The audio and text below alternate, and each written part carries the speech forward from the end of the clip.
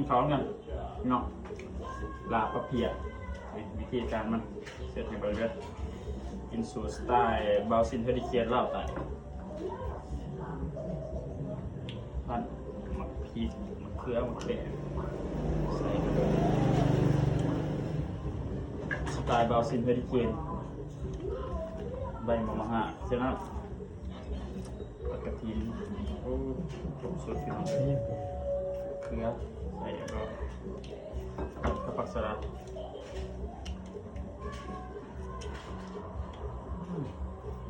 บะเพียว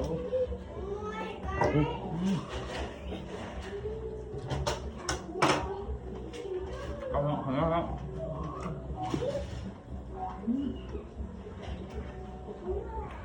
พอใจเออ